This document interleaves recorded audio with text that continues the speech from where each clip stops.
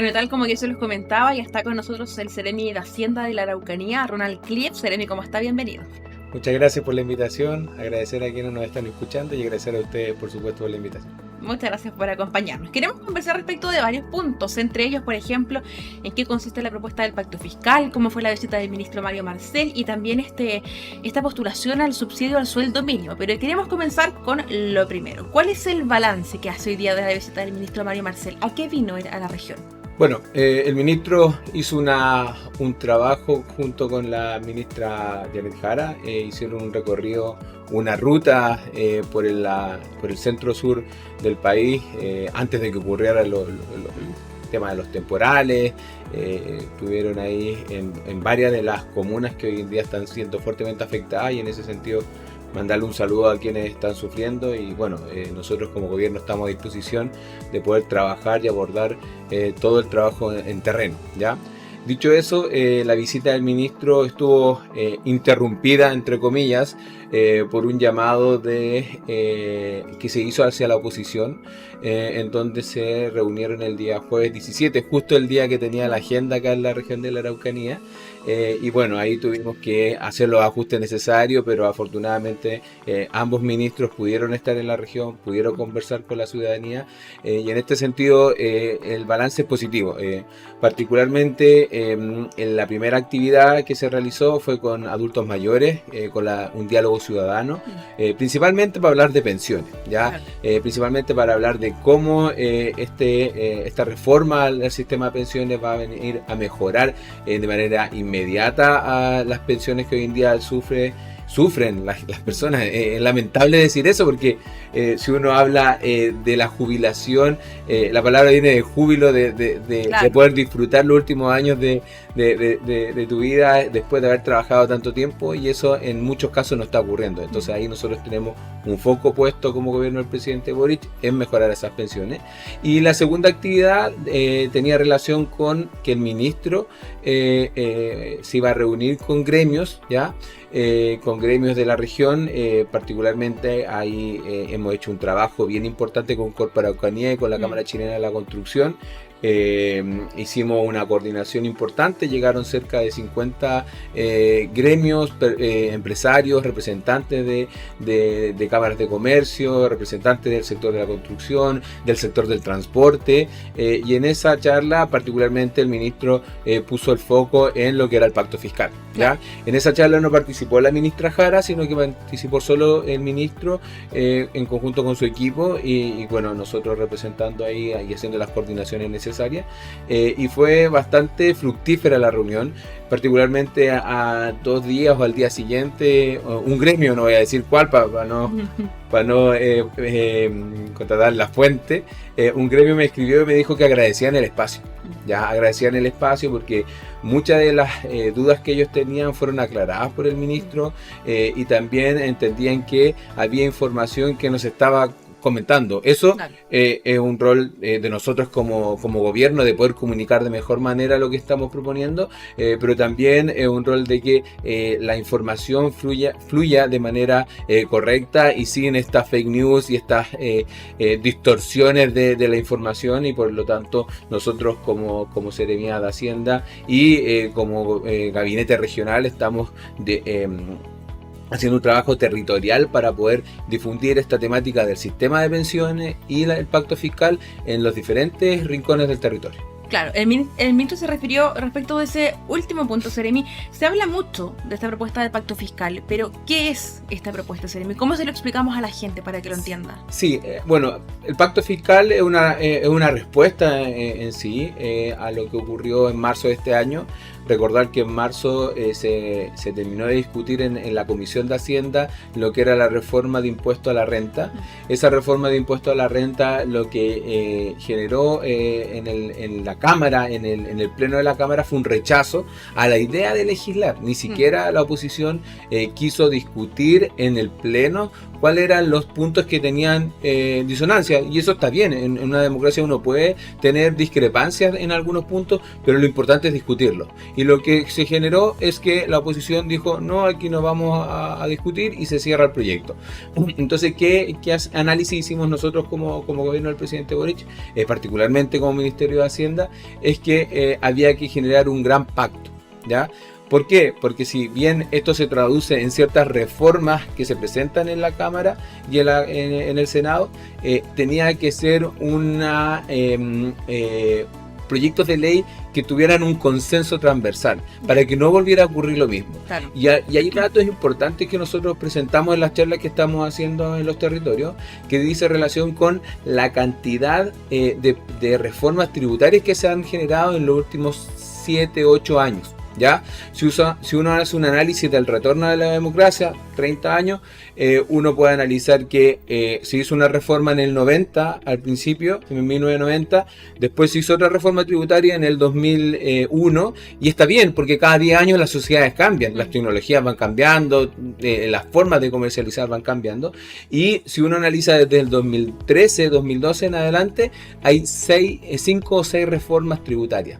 Entonces, ¿qué es lo que ocurre cuando uno no tiene un gran pacto transversal? Es que en vez de generar certidumbre, estamos generando incertidumbre cuando vamos haciendo reformas de un año a otro, ¿ya? Entonces nosotros lo que estamos planteando ahora es que se genere un gran pacto. Nosotros, por ejemplo, lo que hemos estado difundiendo respecto a la reforma de impuesto a la renta es que no se le va a subir el impuesto a las empresas, se le va a generar una modificación en los tramos de las personas de mayores ingresos, ya en las rentas personales, y nosotros ya no presentamos, por ejemplo, lo que se llamaba el impuesto al patrimonio, ¿ya? Lo que comunicacionalmente se le llamó como el impuesto a los super ricos, ¿ya? Eso, en las conversaciones que tuvimos como ministerio, no tuvo consenso, no había un piso mínimo de discusión, y por lo tanto decidimos, ok, dejarlo al costado, y seguimos avanzando con trabajar la elusión, trabajar la evasión, que son los proyectos que se van a presentar en los próximos meses. Hoy el ministro está reuniéndose con los distintos gremios, con las distintas bancadas de la oposición, del oficialismo, para poder llegar a un consenso y que los proyectos se puedan discutir. Claramente no es que llegue el proyecto aprobado con un trabajo prelegislativo. Van a haber discusiones y diferencias en el pleno, pero lo importante es la discusión, ¿ya? Y llegar a ese consenso es muy importante, porque también la Seremi Verónica López Vitera lo decía. Seremi, hoy día la gente tiene urgencias, tiene demandas, requerimientos a los cuales también hay que responder, y por eso le quería preguntar cuáles son justamente estos lineamientos de la propuesta del Pacto Fiscal, y a qué se refieren cuando se habla, por ejemplo, que considera crecer con justicia y sostenibilidad. Lo que plantea el Pacto Fiscal es, en definitiva, lo que nosotros recogimos en las 16 regiones. Cuando nosotros generamos este proyecto de ley el año pasado de reforma al impuesto a la renta, no se hizo de un día para otro, ni un grupo de expertos en 4 paredes que dijo, mira, esto es lo que hay que modificar. No, lo que se hizo fue consultar a la gente. Se hicieron diálogos sociales. Acá en la región tuvimos uno en la Universidad de la Frontera.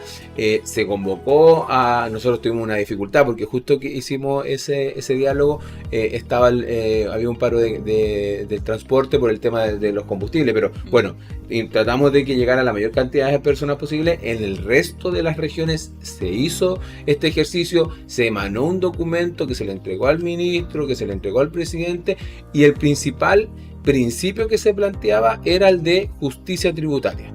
Quienes ganan más tienen que pagar y contribuir de mayor medida, pero no las empresas. Se hablaba de las personas, que las personas que tienen mayores ingresos tengan un mayor aporte. Esa es la justicia tributaria. Esa es la justicia tributaria. Y en ese sentido, cuando hablamos de sostenibilidad, bueno, es todos los proyectos que tienen que ver con hidrógeno verde, energía renovable, el tema de la economía digital, lo planteaba adelante, hace un momento, la economía y las sociedades van cambiando, y por lo tanto las matrices productivas van cambiando, y nosotros tenemos que ser capaces de, por ejemplo, un ejemplo claro de lo importante que es un pacto transversal es la aprobación del royalty minero.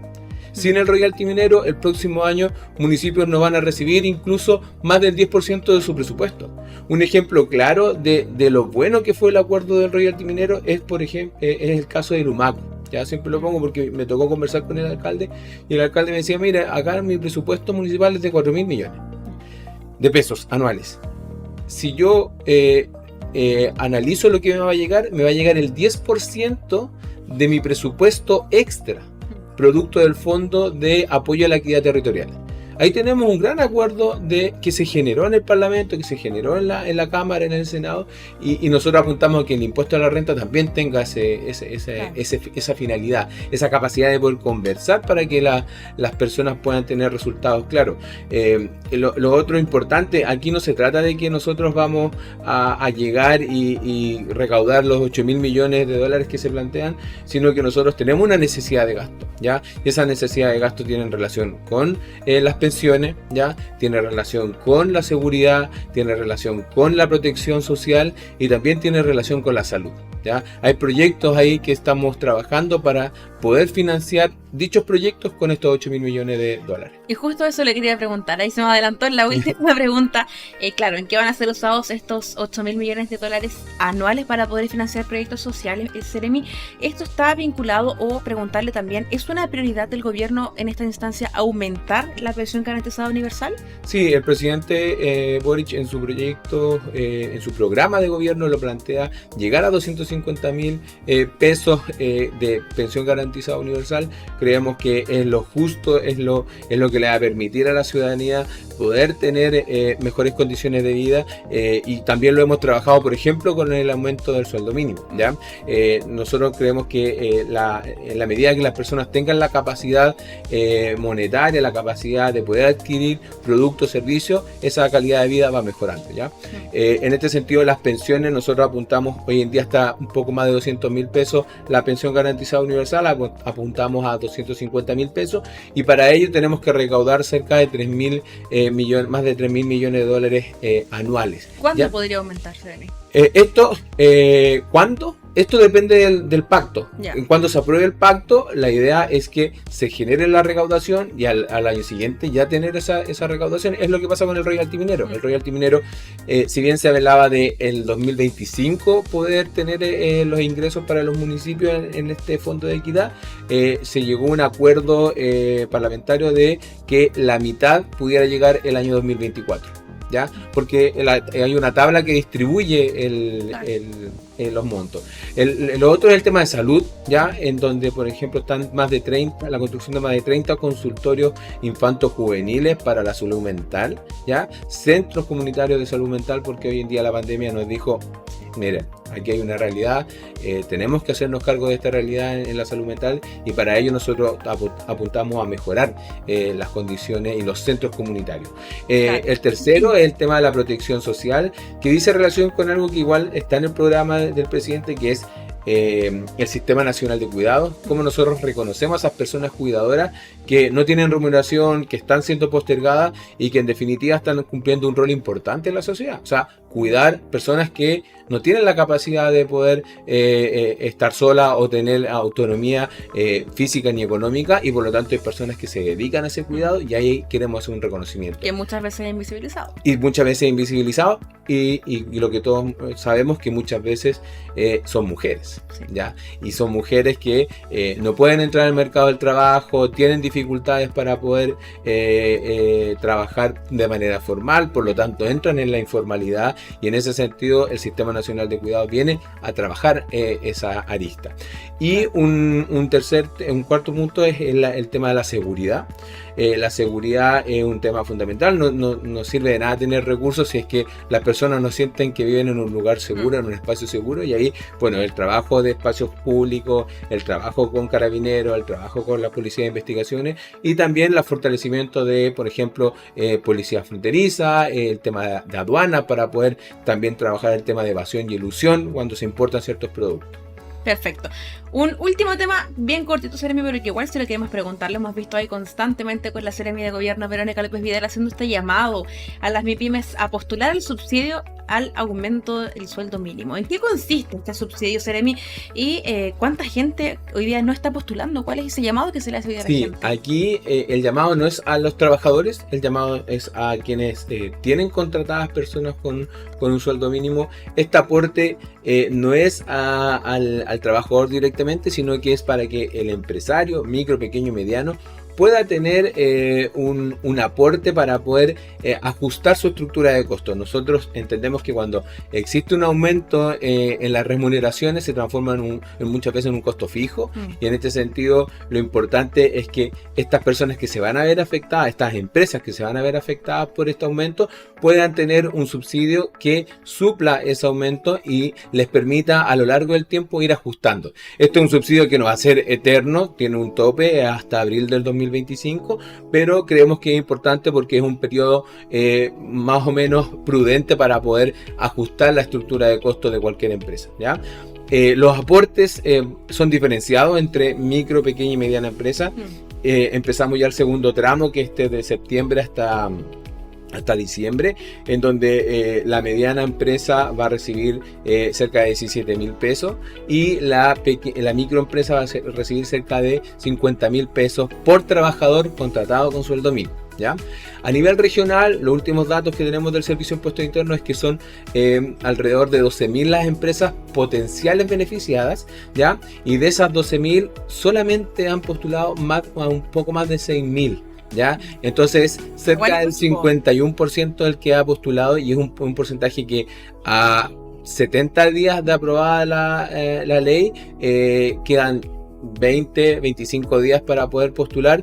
Mucha gente no lo ha hecho, entonces estamos haciendo un llamado a los micro, pequeños y medianos empresarios a que ingresen a la página del Servicio de Impuestos Internos, ingresen con su clave tributaria y ingresen el RUT de su empresa, su información, y el cálculo se hace de manera automática. Si hay discrepancias, porque pueden haber, ahí lo tenemos, somos conscientes de aquello, la plataforma del Servicio de Impuestos Internos tiene una atención al contribuyente para poder hacer las consultas y ver si es que hay alguna diferencia entre la documentación que tiene el servicio y lo que tiene la empresa, ¿ya?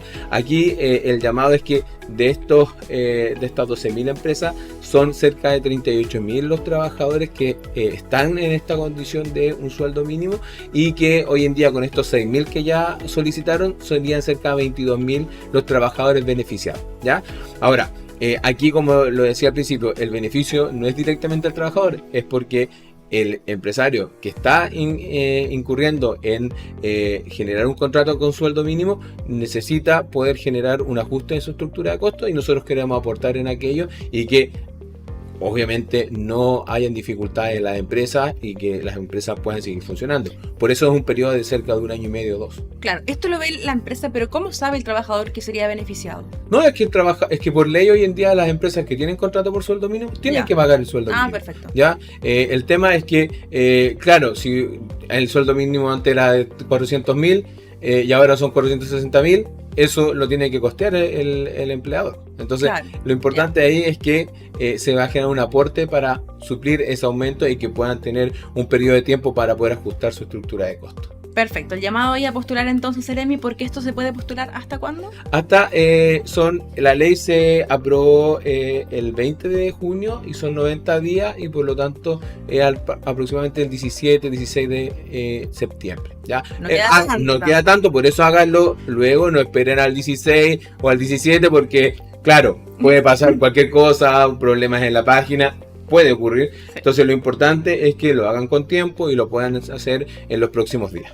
Perfecto, Seremi de Hacienda, Ronald Clips, le agradecemos su compañía con nosotros para conversar temáticas tan importantes, por supuesto que vayan en beneficio de toda la comunidad. Muchas gracias. Muchas gracias a ustedes y gracias por la invitación nuevamente. Bueno, con usted nos vamos ya despidiendo de este nuevo capítulo de Mesa Informativa. Le agradecemos como siempre su compañía, que tenga una muy buena jornada y nos vemos muy pronto en el próximo capítulo. Chao.